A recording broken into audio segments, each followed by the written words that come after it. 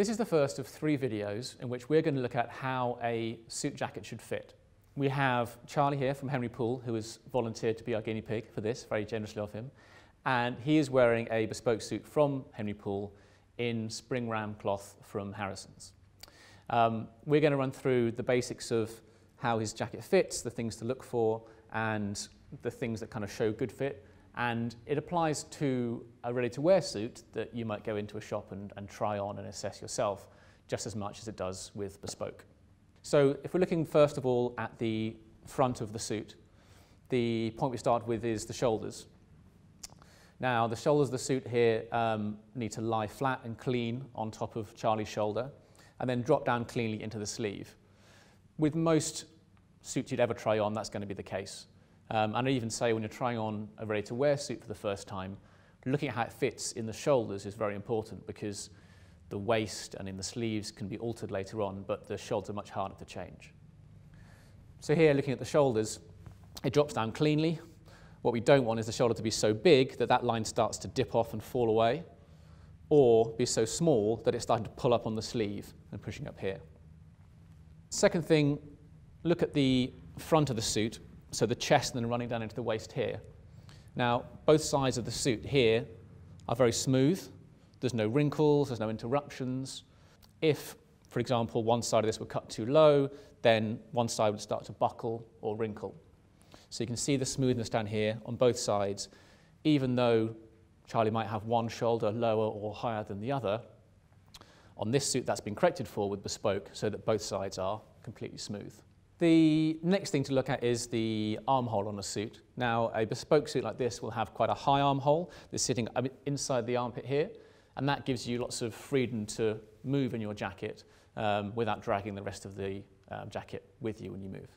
But sometimes that armhole can be cut a little bit too high, and then you'll find that your arm is pressing on the bottom here and causing the side to collapse. Again, here it's perfectly smooth, there's no problems there. And last of all, looking from the front of the suit, we have the waist. The waist here, it's very comfortable, there's plenty of room, but again, it's nice and smooth. What you want to avoid is the waist pulling, so being too tight and having creases coming out here from the waist buttons, showing that it's really straining against the body. Almost makes you look like a superhero or something. Here we don't have that problem, it's always nice and smooth. So now looking at Charlie's suit from a side profile, there's a few things to look at from a fit point of view. The first one, and one that's really, really irritating a lot of ready-to-wear suits, is making sure the collar is flat against the collar of your shirt. So you want this line here to be smooth, you don't want a gap between the shirt collar and the jacket collar, and on the other side, if this was too tight, you don't want a ridge or fold here in the cloth where you're pushing back down on the cloth of the jacket.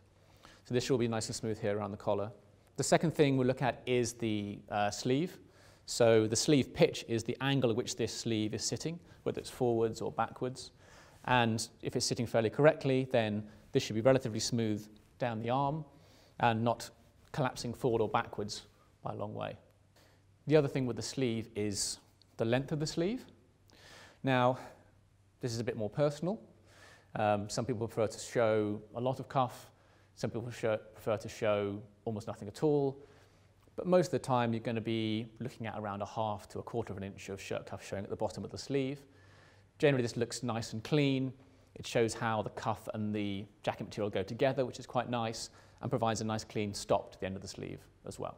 And lastly, from a side profile, we're looking at the vents, which is here between the back and the side of the coat. And we basically want to avoid these two sections being open and there being a gap between the two.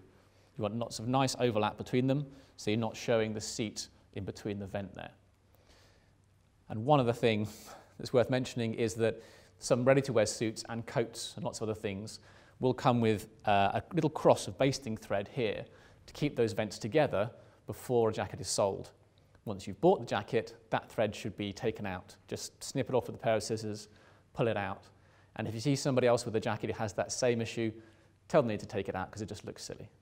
And last of all, we're going to look at the back of Charlie's suit. Now, the back, like the front, has the main priority of just looking fairly clean. There'll always be a little bit of drape here, just below the shoulder blades, to allow you some freedom of movement. But actually we're going to cover that in more detail in a subsequent video.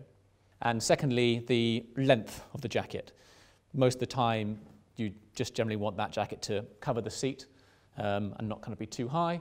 But again, we're going to go into the more depth of that in another video in this series because it's quite an interesting point from a fashion point of view and from a personal taste point of view.